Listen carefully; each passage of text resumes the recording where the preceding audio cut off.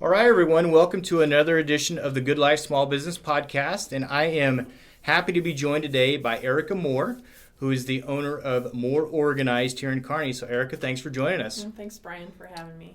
Let's get into it here a little bit so we can learn more about you. What are a book that you are reading or listening to right now that you'd like to share? Well, right now I just finished, I'm almost done with Profit First, which was something that several of my friends have recommended. So I'm intrigued by that process. Great we'll book. see if I actually institute it. But and then I'm actually doing Bible in a Year podcast right now.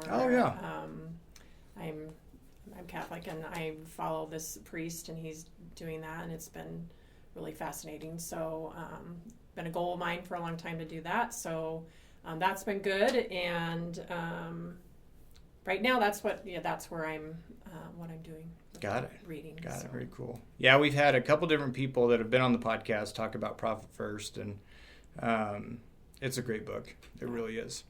Yeah.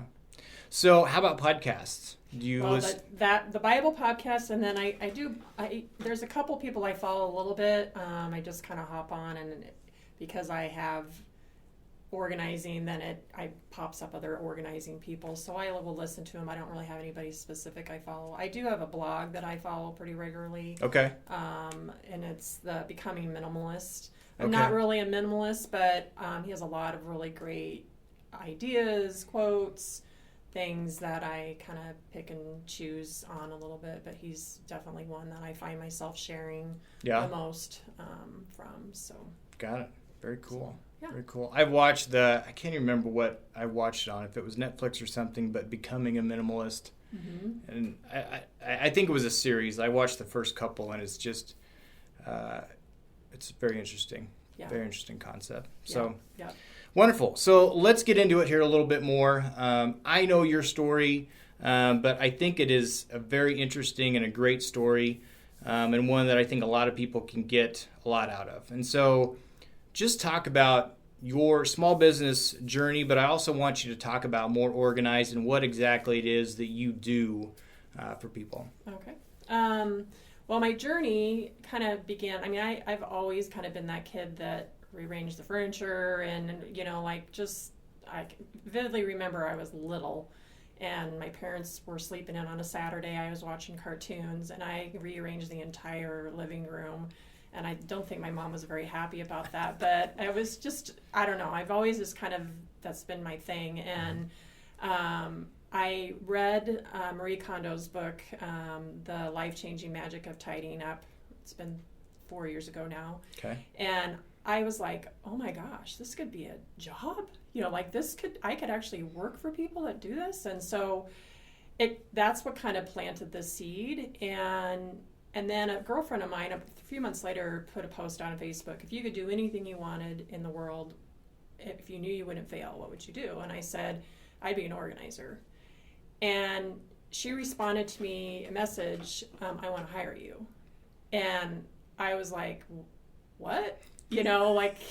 She's like, no, I'm serious. And she owns a really large company in Omaha and was trying to grow her business, and she needed to get things under control at home so she could kind of relieve the pressure off herself. Sure.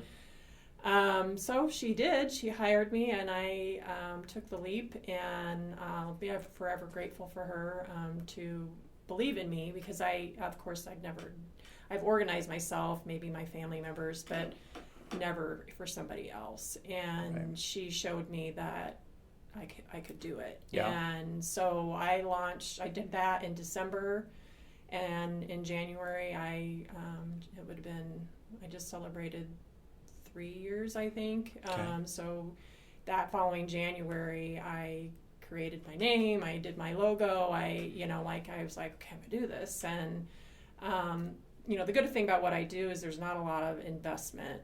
I didn't have to buy a lot of equipment. I had to have a computer, Sure. The basics, which I pretty much had. I bought a labeler, that didn't cost me much money. Right. So I didn't feel like there was much risk involved with that. And so that made it a little bit easier to do. And So I just kind of started picking at it, and I'm at a point in my life. I'm the office manager for my husband's practice, and I got that by default. We joke because we say he married me for my business degree, because most doctors don't have business, Right. business savvy, and so but it's really it's not for me. I Right. can do it. I do a great job, but it's really not what I wake up for every morning. And Sure. go, yay, I get to go to work. Right. And I was looking for something like that. And whenever I'm working with a client, I just love it. I mean, Yeah. I can, you're in the right field when you're exhausted at the end of the day, but that you made a difference, and you had a blast doing it. Yeah. And not everybody can say they love organizing things, but just what I love. So Yeah. So to the question about what exactly it is that I do, I will help people clear out, make decisions. We're in a business networking group together, and one of the guys I've worked with calls me, what does he call me? What does Brian Bonds call me? I can't remember. All of a sudden I'm blanked. I can't remember either. Anyway, I will keep you on task, and so I'm an accountability. And I think that's the biggest problem with people that say, I'm going to clean house, I'm going to get rid of stuff, and then all of a sudden you get a box of pictures and you're sitting down on the floor looking at pictures rather than doing what you need to be doing. Sure. And so I keep people accountable for what they say they want to do. And I think there's just so much power in taking control of your personal possessions. I think a lot of people mentally struggle because they're so overwhelmed with what's going on in their own home or even their business or whatever. And so I can help your parent that's aging and is maybe needing to move to assisted living and needing to downsize. And I know that's a lot. I mean, obviously I'm getting to that age where my parents will start needing assistance in that. And I think the biggest gift you can give your kids is to do that before you go. And that's one of my big pushes is I love to help, make those decisions. And, there's a method called Swedish death cleaning, which I don't really care for the name, but it's basically, giving to people the things that are important to you while you're alive, so you can see their joy in it. And so that's definitely something an area that I like to work in. I have worked with some people in businesses, with processes and being more intentional in their day, so you're getting the most money out of your employees and making sure you're not spinning your wheels for nothing. And so I've done some of that with the group that we're in, and not an area that I anticipated I would go down when I started this business.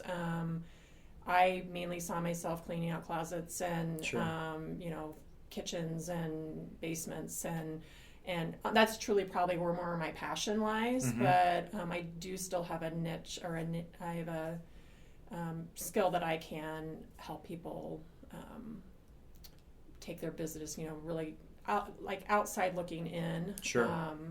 And it's kind of like the sticky note on your computer screen. You've had it there forever and you don't see it anymore. Yeah. When you have an outside set of eyes come in, you go, why is that there? Or why don't you move this here so you don't have to get up every time you need to file that piece of paper or whatever. And so that's another aspect of what I do. But I think that's and really the reason I do it, obviously I like to make money, but is to really help people.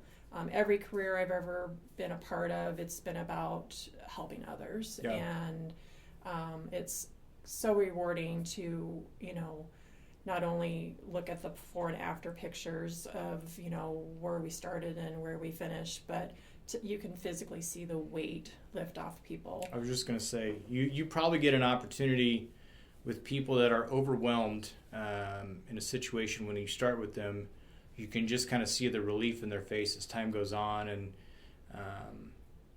as they're able to start getting rid of that stuff, you that's probably a pretty good feeling for you. Yeah. To be able to see that weight being lifted off their shoulders. Yeah, the texts that I get, like I'll go home, and almost every single person, if I've, worked with them, that day, or for a couple days or whatever, I will get a text that say, you have no idea how much you've changed my life. And that is by far the most rewarding thing, more rewarding than money, or, it's just truly is to know that I've made a difference. And 90% of the time is, I'll work with somebody on one or two spaces in their, whether it be their business or their home. And it's like pushing them over the hill. Like, you're pushing them over, because they don't know where to start. Right. And that's always people's first question. How do you even know where to begin? Right. And I'm like, you just pick up the first item and you make a decision. And that's, but what happens is, they'll get through 2 rooms and they're so excited, and they've learned the skills, because that's a big thing in my job, is to teach you how to make those decisions, and when you get stuck, what to do, and they end up cleaning out 3 or 4 more rooms and by themselves. Yeah. And and I have an agreement with every client that, hey, if you're doing that and you get stuck, send me a picture and say, what's next, you know, and we develop a relationship, and that's super important to me too, is that, I find that my clients become my friends, and that's been super cool. Yeah.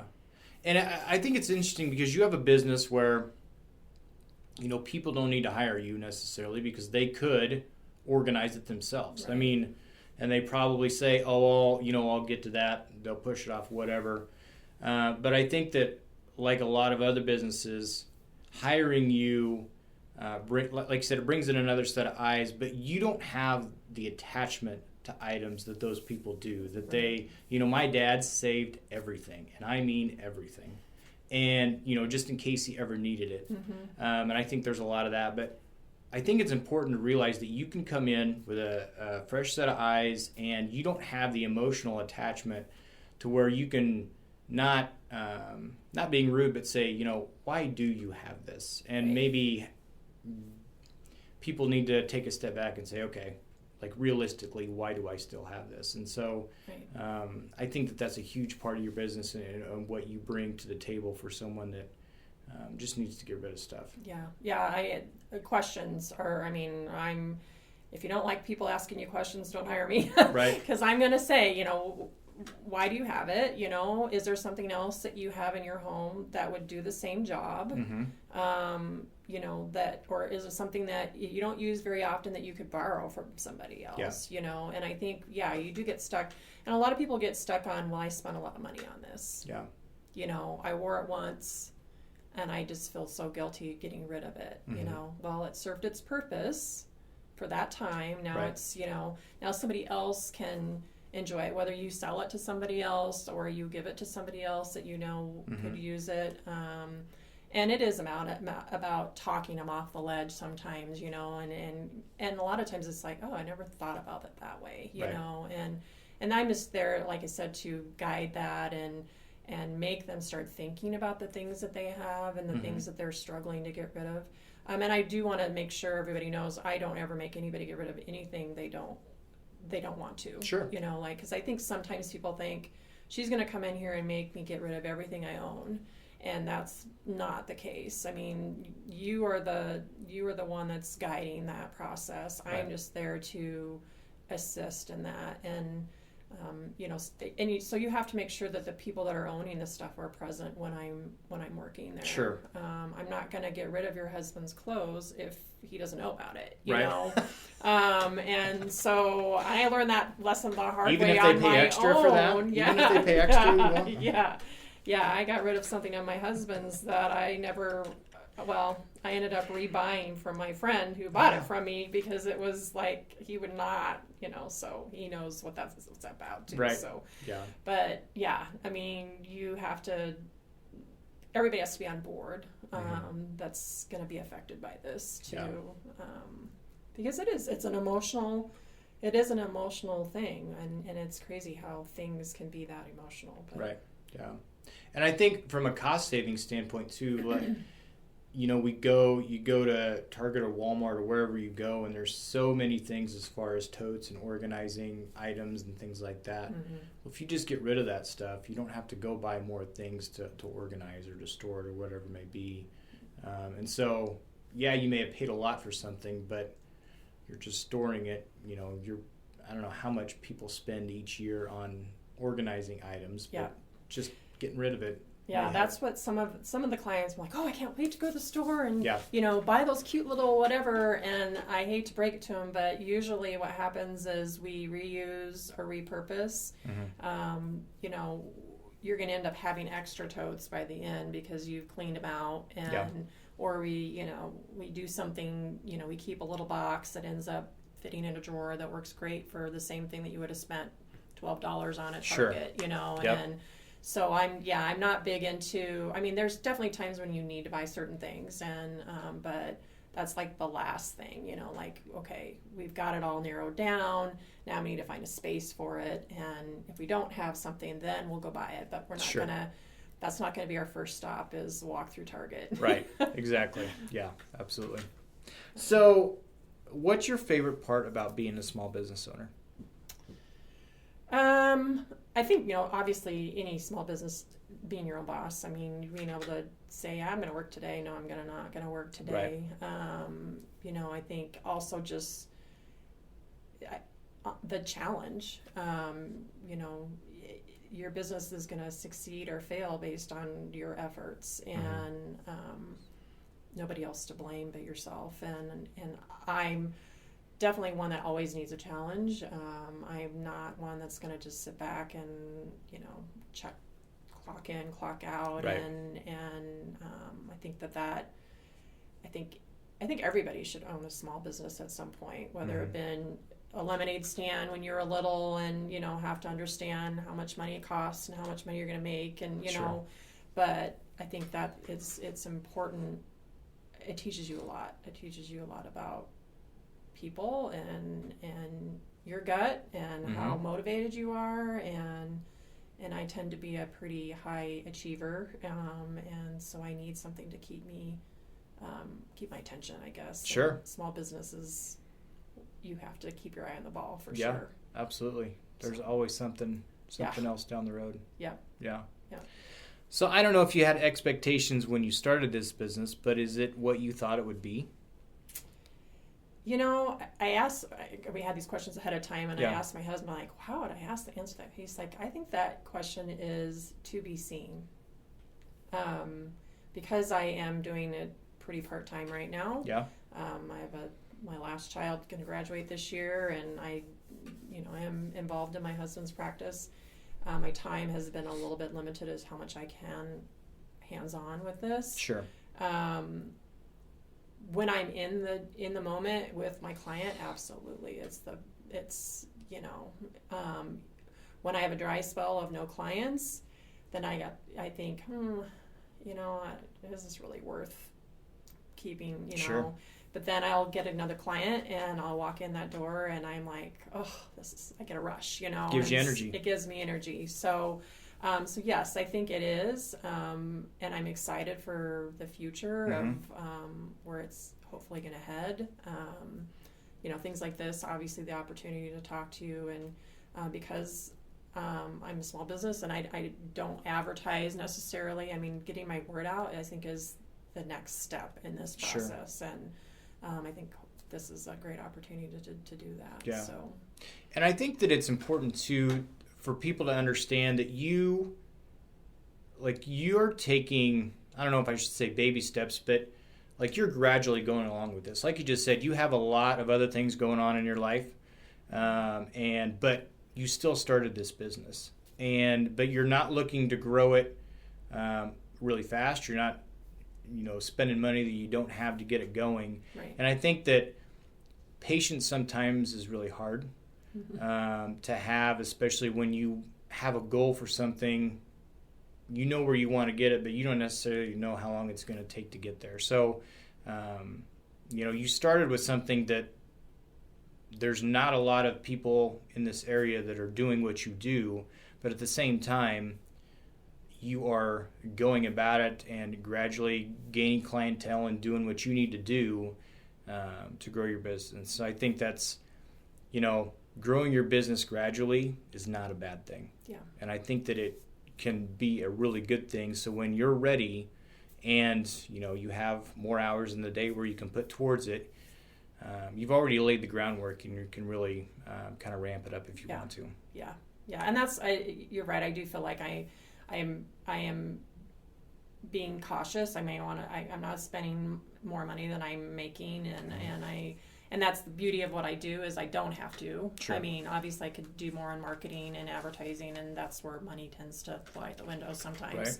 Right. But I think, for people listening too, I think it's important if you have a dream and a goal. I mean, I actually launched this business when I turned 50. And 3 years later, I think that 50 mark also was one of those, okay, you're not getting any younger, and you've been thinking about this for a year or two. Yep. And, God's prepped you for this because you've been doing this all your life, right. And you have a gift. You should share it. And that was, I think, probably, my friend encouraging me was definitely a huge hurdle. But I think it's just like, what do you have to lose? Right. I mean, in that, right. I think you have to, if you have something that you're passionate about, and maybe it's been a job that nobody's ever had, right. but you see a need, I think that's, what's the worst thing that can happen, you right. know? And for me, I was like, well, I'll have a labeler, for myself if right. I don't, if it doesn't work, but I feel like it's something that I had to do. And, kind of, we were talking about this before, why did you start what you're doing right now? And, it's like, I just had to try it. Yeah. And so I think it's important that if you have something that you want to do, you should do it before it's too late. Yeah. Because you don't know. Yeah. Before we hit record, we were talking, and I said I think that there are people that are maybe paralyzed to start a small business or do a lot of different things because they're afraid of failure. Yeah. And failure is one thing, but in my opinion, regret is way more overpowering than what failure is. I mean, if you try something and you fail, at least you tried. But never knowing if that could have succeeded or not right. is a huge weight to carry around. Right. So just getting started is a huge thing. And it's okay if you fail. Yeah. I mean, it's okay if you tried it and you thought it was going to be awesome and it wasn't, right. People always ask, like, how can you do that? Like, what do you do if you go in and it's just overwhelming? And, I'm like, I mean, I have things set up in my business to allow me to assess if it's something I can do or not do. Sure. And that's, I'm never going to put myself in a situation that I can't help the person. Right. I'm not going to take somebody's money if I don't think I can help them. Right. But I think that you just have to take that's the American dream. Right. You can do anything you want to if yep. you have a goal and the desire to try it. Yeah, just got to go for it. Yep. Yeah. So what's one thing you wish you were better at with your small business? Marketing. Yeah? Yeah. I think I'm okay technology-wise, but there's definitely, like, my kids are like, Mom, you just gotta do this. I'm like, I think I know it. And then Facebook changes their platform. And I'm like, oh my gosh, now I gotta learn right. something new. And figuring out ways to promote myself without breaking the bank. And, I think getting involved in networking groups and, doing things like this and volunteering your services, I think are easy ways to get your name out without spending a lot of money. But I definitely, even though I am a business major and took marketing in high school and college, I just, there's so many ways you can promote yourself. Yeah, absolutely. And that is probably an area that if I were going to take a class to help myself, that would probably be what I would focus on. Yeah. Even with all the options, do you feel like social media is a huge tool that small businesses can use to grow their clientele? Absolutely. Yeah. Yeah. Yeah. I mean, there's a lot of noise on social media that I don't really care about. But I think there's enough positive on that front that I think, I mean, that's how I promote myself right now. And, you just hope that it lands on the right set of eyes. But I think there's a lot of other things out there that, I wish there was, and maybe there is, some place where you can go and say, these are all the avenues and things that are available. I mean, I got a client from neighborhood something. Next door. Yeah. And I had never even heard of it, know, and somebody said, does anybody know an organizer in Kearney? And somebody else that I knew said it, but I had never even heard of Next Door. So, there's just so many things out there that, for me, I just need a list, because that's who I am, a list, and then check, I'm on all those. And, but yeah, social media, I think can be used very efficient, very effectively. Because for you to promote your business 20, 25 years ago, I mean, it would have looked completely different. It would have been a lot more, or it wouldn't have been as cost effective. You would have had newspaper, radio, TV, those types of things where you're spending more money. Direct mail. And there's actually some classes that you can take, and there's one gal online that promotes all this, and she, I think, is how she gets people's names. She claims that she's going to grow your business exponentially, and as I think she does a lot of direct mail, to areas of homes where people can afford to do that. And I see that, but I don't your return on investment, I'm not sure is where you're gonna, I think word of mouth is your best set of advertising, and it's just getting that snowball going with enough people that have used you to spread it out. Right. Yeah, absolutely. So let's shift gears a little bit and talk about the pandemic. I guess talk a little bit about how or what adjustments you had to make, and kind of how things changed for you with more organized when last March, when things were changing for really everyone. Just kind of walk us through what that looked like for you, and if there was something that you implemented in your business during that time that you will use, going forward, that actually has turned out to be kind of a benefit for you. Okay. Well, obviously, with all of us stuck at home, there was that natural tendency. Well, I'm gonna clean my house out, know, and you saw that. I mean, large number of people that were taking things to Goodwill, and I think just even trapped in our own homes, not socializing. I'm not real comfortable on a camera on my phone, and I created a kind of a mini series COVID clean out, and every week I would kind of like a motivation session, and like accountability to group type thing, where this today or this week or whatever, we're gonna tackle your shoes. You're gonna go in and you're gonna get all your shoes out, and we're gonna kind of step by step. Sure. And it wasn't a money maker or anything for me. It was just more like, we're in this together, and if you're gonna do this, let me help you. And so I'd say in that regard, because I was speaking, I was telling them I was on my phone videoing myself, and so there was that hurdle I had to get over to kind of be comfortable doing that, and that has continued. I'm still doing videos on my phone, and maybe not as often, but I got more comfortable doing that. And then also thinking outside the box, like being able to do consults via FaceTime, or I did my cousin in Colorado needed some help in her basement, and so she set up her camera, and I basically show me that corner. And I mean, it's a little more complicated, and obviously my set of hands aren't there to help them dig things out or whatever, but I was able to do it social distancing. You can walk them through that. I could walk them through it, and so that would be something that for people that currently that are still not real comfortable with people coming into their homes, or, I wear a mask when I do go to people's homes. Mm-hmm.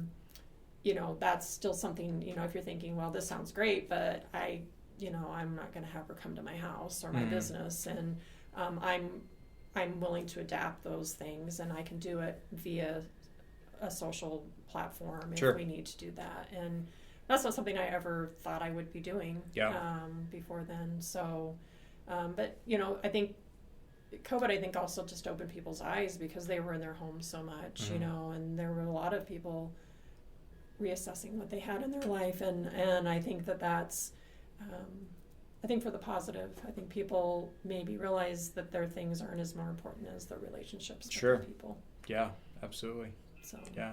And it was probably, I don't know, I guess during that time, having the accountability and maybe just even the interaction, like people were excited to interact with someone else, even if it was a Zoom, where maybe people were maybe hesitant to have you come in the house, not even from a COVID standpoint, from like a judgmental side, which I know you're not, and that's not, it's kind of like a doctor. They've seen worse. But, people get an opportunity to work with you. You're not necessarily in the home, but you can be there and help them be accountable still for the things that they just need a little bit help getting rid of. Yeah. And I will say the social interaction was just as much about me. Yeah. Because I was like, okay, I love you people in my home, but I need to converse. Women need that. And so I felt like, anytime I got a like or a comment or something, I'm like, okay, somebody's listening to me. Right. But yeah, I think really, my tagline is, oh my gosh, what's my tagline? The theme, organize. More time for things you love. Yes. But I think it should be accountability without judgment. Right. Because I think that is people's huge concern is I'm going to, don't judge, every person that takes me on their tour at the beginning, because like I tell them, do not change anything. Do not clean up before I come, because I need to see it in its natural state. And, sure. And every single, don't judge me, and I am, my home is not, right. I'm not. And, but, I think that's something that people need to know. I'm not there to judge, and I'm very confidential. I don't, I'm not gonna share pictures online that right. you aren't gonna allow me to. I get permission. And so if, some of those worries are, the bigger hurdle, for people. I think that's just good to know that there's not going to be judgment. It's, you just want to come in and help. And I think that we get tied to the possessions that we have, and it's just hard to let them go when you just want to help. So that's good. Yeah. So if you could go back to when you were starting this, is there anything you would do different? Is there any advice that you would give yourself back when you were getting started, or would you just kind of let things go as they have? I would say do it sooner. Yeah. I think I was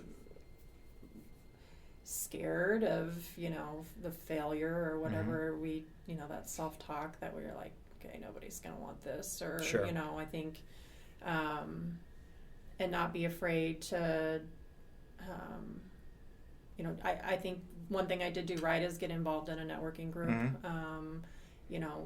because I think it has made me touch my business every week for somebody this is not my sole income, obviously. Right. And this would have been something super easy for me to just, create the logo and make business cards and have my mom, hire me, and right.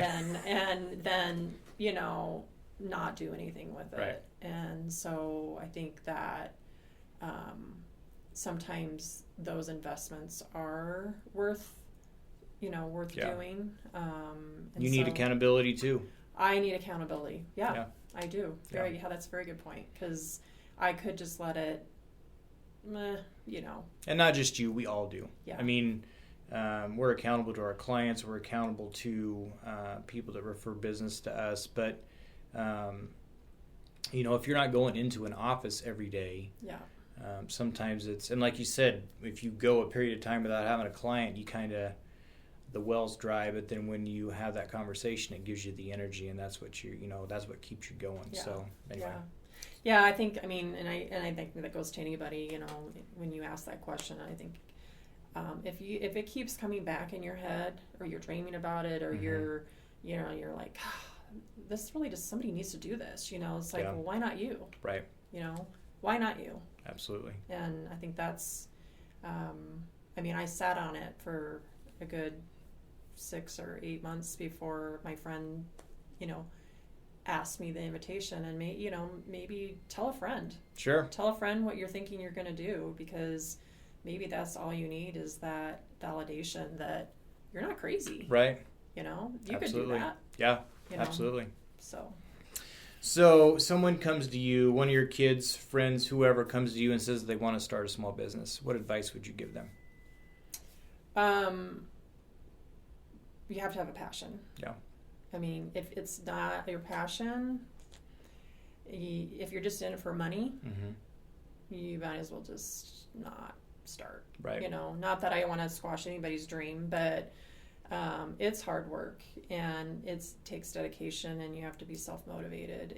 But I think if it's a passion, it's not a job. Right. And I think that's the that would be my first. I have a son who's very entrepreneurial spirit, and he has these dreams of things he wants to do, and I don't have a doubt that he probably will do them, because he is extremely passionate about it.